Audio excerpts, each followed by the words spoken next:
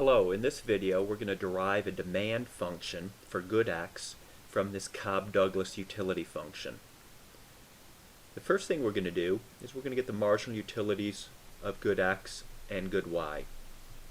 Marginal utility of good x is the partial derivative of the utility function with respect to good x.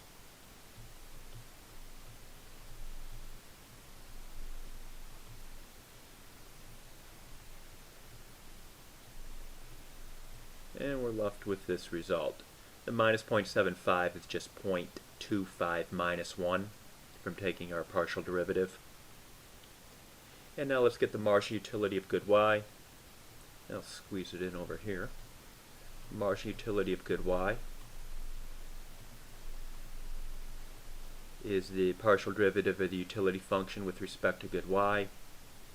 And here we're going to get 0.5 times x raised to the 0.25 power times y minus 0.5. So we got marginal utility of good x and the marginal utility of good y. The next thing to recognize is that when we're maximizing utility, the marginal utility per dollar of good x must equal the marginal utility per dollar of good y. So we get the marginal utility of good x divided by the price of good x, the marginal utility of good y divided by the price of good y. So let's go ahead and substitute in our marginal utility values into this formula.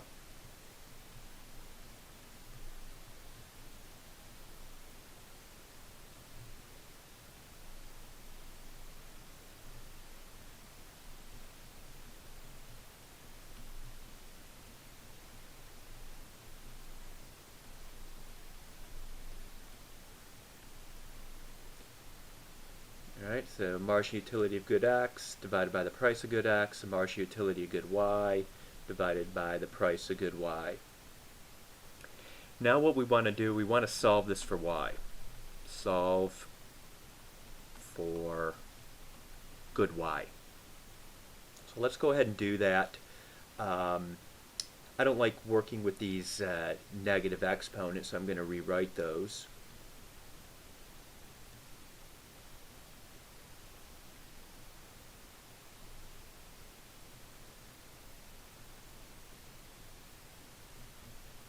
Like this.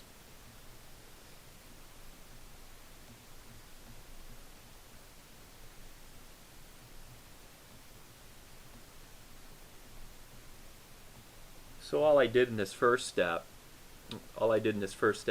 was bring down this x to the minus 0.75 into the denominator and this y to the minus 0.5 down into the denominator.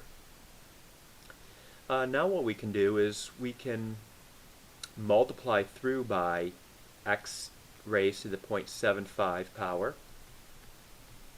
Okay, we're going to multiply both sides through by that. And if we do that, we'll be left with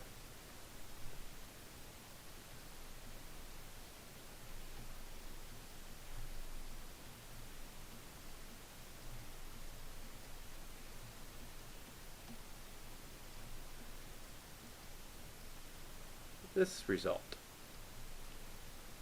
So the x raised to the 0.75 cancels over here, and we got x to the 0.75 times x to the 0.25. That just simplifies down to x.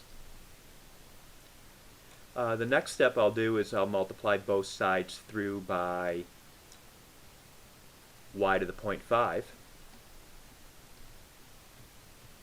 Y to the power of 0.5. And if we do that, let me go ahead on a clean screen to show that result.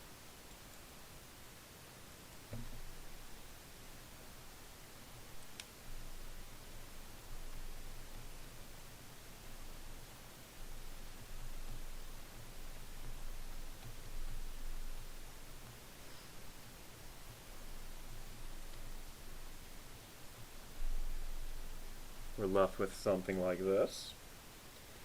And then the next step we could do is multiply both sides by the price of good X.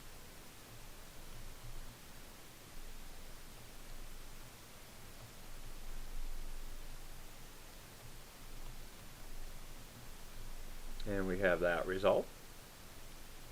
And then we can finally multiply both sides through by 0.25.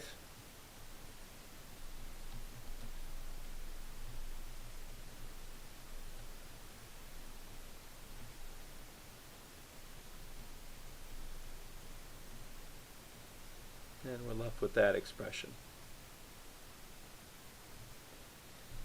And a little bit more simplifying.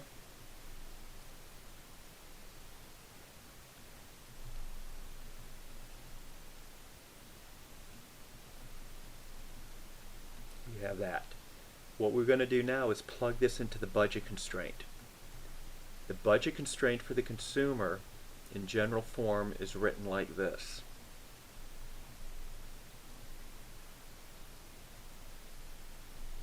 The consumer's income I equals the price of good X times the units of good X plus the price of good Y times the units of good Y. All we're going to do is plug in this 2X multiplied by the price of good X divided by the price of good Y in for Y right here. And that's going to go right in there. So doing that,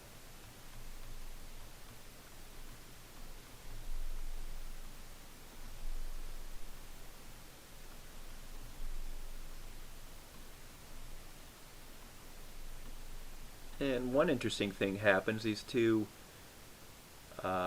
P subscript Y terms cancel. Price of good Y cancels with the price of good Y down here.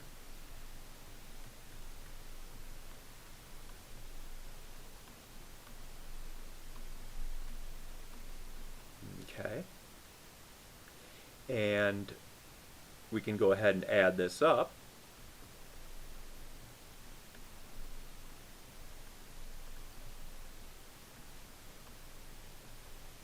And now solve for X.